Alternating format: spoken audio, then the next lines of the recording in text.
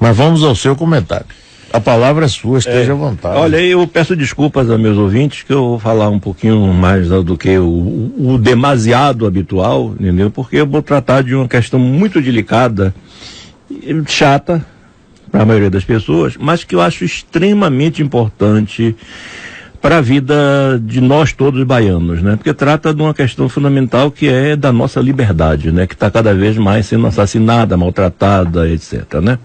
Então o título do meu comentário de hoje é o desvirtuamento do Ministério Público Federal.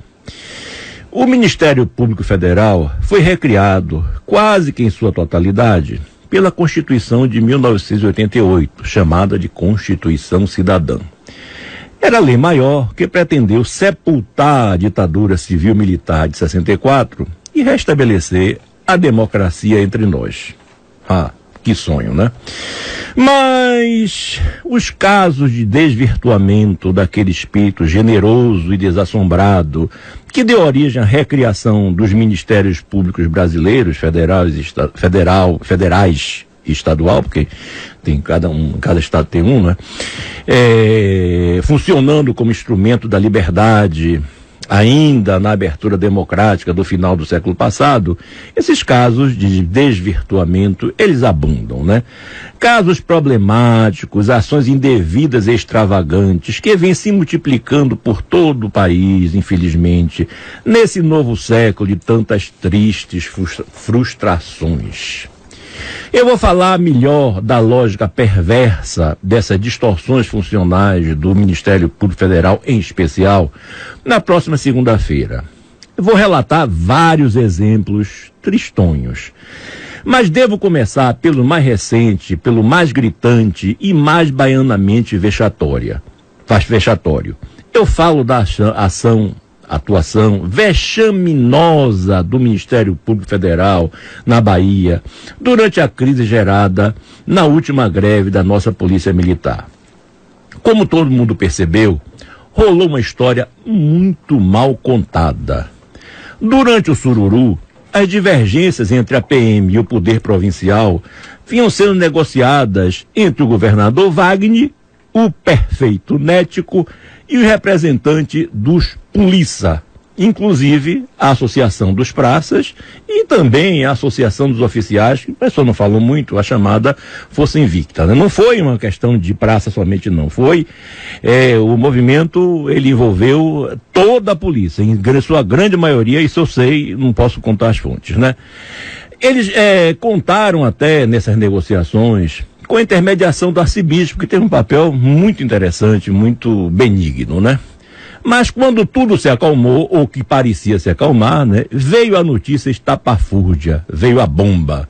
A Polícia Federal, com seu imenso aparato amedrontador de sempre, a Polícia Federal sempre foi presepeira, sempre foi descarada, eu sei porque eu fui preso por ela, né? Tinha prendido o soldado Prisco, que já saía da cidade para descansar, né? Quem era ele? A principal liderança grevista, que foi logo de imediato enviado para uma prisão de segurança máxima, a famosa Papuda, que foi feita para bandidos de alta periculosidade. Papuda, que fica lá em Brasília, né? A famosa capital da fantasia de democracia do Brasil. Foi um ato inesperado, inoportuno, extremamente inconsequente, de iniciativa de 2 magistrados federais que caíram de paraquedas no miolo da crise. Ato não de coragem, mas de imprudência sim, um arranco dramático, desequilibrado, não uma prova de bravura, apenas uma bavure du paquet.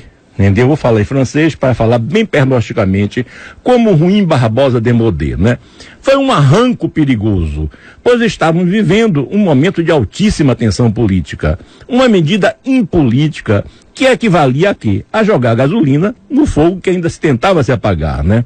Graças a Deus, os bombeiros dos partidos políticos agiram rápido e com a ajuda da ex-ministra Eliana Calmon, uma pessoa extremamente racional e razoável, né?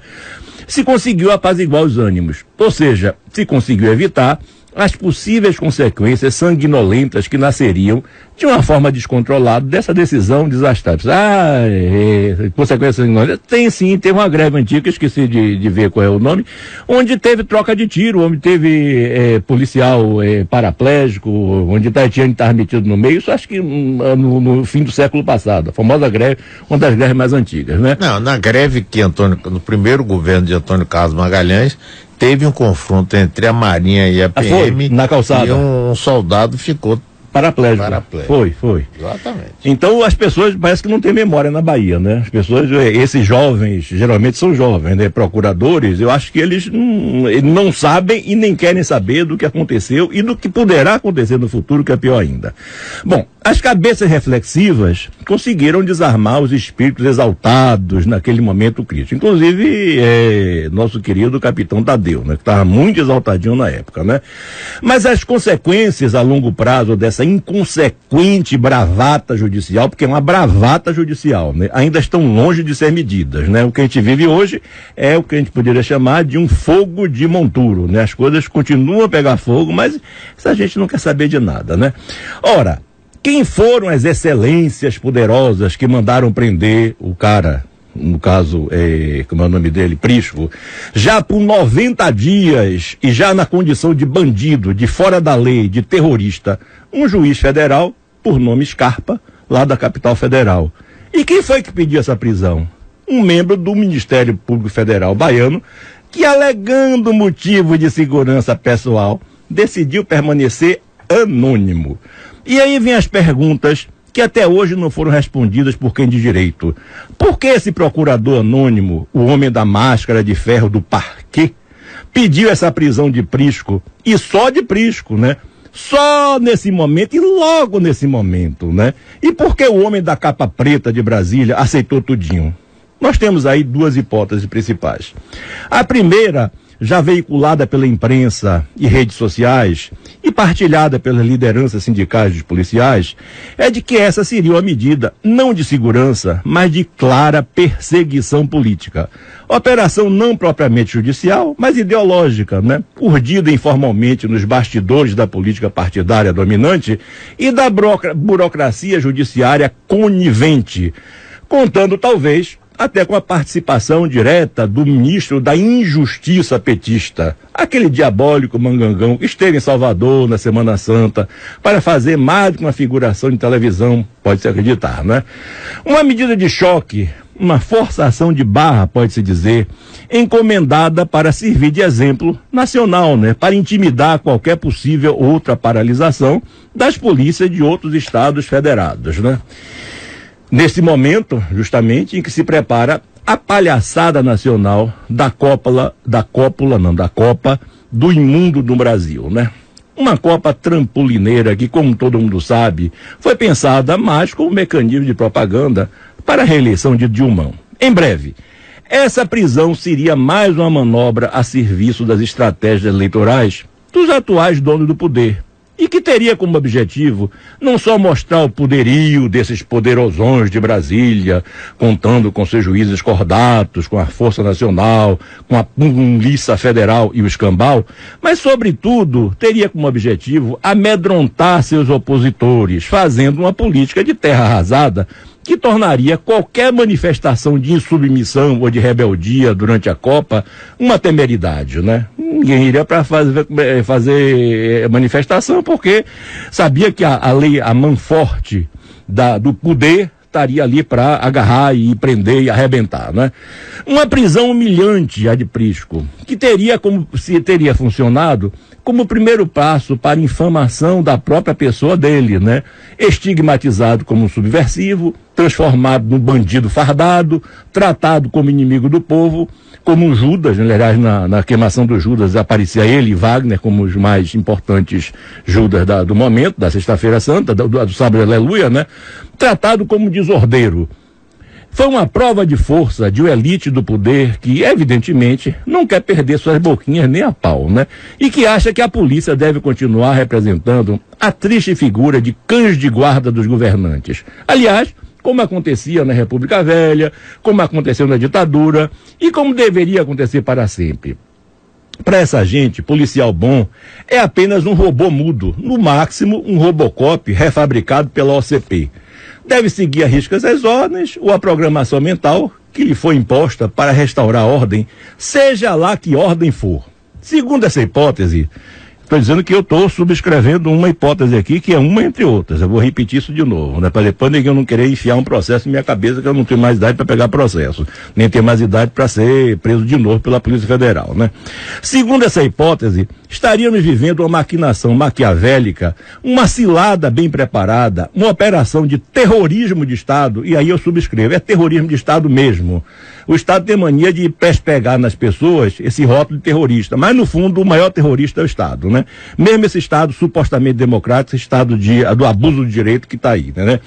Uma operação de terrorismo do Estado que faria inveja aos golberis da ditadura. Inclusive, os golberis foi que inventaram a figura aversiva do subversivo, né? Aliás, que está na Lei de Segurança Nacional, que foi usada para prender Prisco. Oh, meu Deus, essa Lei de Segurança Nacional é uma piada, entendeu? E que as pessoas que usam a Lei de Segurança Nacional para manter a ordem, ele não sei o que é que tem na cabeça dessa gente. Enfim, para não falar do precedente nazista de Goebbels, com sua demonização do judeu avário e apátrida, que foi pintado, evidentemente, desde aquela época, como inimigo providencial do bom e do ordeiro cidadão alemão, que participava de tudo e depois fez de conta que não sabia de nada, né? Por outro lado, essa suspeita generalizada contra as intenções das autoridades só tende a crescer na medida em que o Ministério Público Federal não os informa de nada de substancial. O MPF é uma repartição blindada que só fala através dos vagos boletins de imprensa de meia página que são elaborados pelas suas dóceis assessorias de imprensa. Aliás, em recente entrevista, Cláudio Weber Abramo, uma pessoa extremamente honrada, diretor do seríssimo site Transparência Brasil, que eu recomendo a todos, fala que o Ministério Público Federal é paradoxalmente um dos órgãos mais intransparentes do Brasil. Ele prega uma coisa e age ao contrário. Ele diz que é uma caixa preta que nenhum concidadão consegue abrir. Parece que guardam, os senhores procuradores, parece que eles guardam segredos de estados perigosíssimos, né? Ora, a transparência é a base da democracia, meu Deus. Daí nós não podemos compreender nada das razões que orientam as ações desse procurador invisível, ou nada dos seus arrancos. Você abre o site do MPF, eu abri o site do MPF, entendeu? Vai lá na enganosa seção Transparência e bate com a cara na parede. A gente só encontra o quê? Aquelas abobrinhas de praxe, né? Ninguém saberá qual é a formação acadêmica dos senhores procuradores, se eles são competentes ou não, né? Academicamente, intelectualmente, né? Ou qual é a qualificação dos demais servidores que os assessoram, né? Ninguém sabe quanto eles ganham. Ninguém sabe como foram contratados seus auxiliares, como é feita a segurança desses cidadãos, não se sabe de nada, né?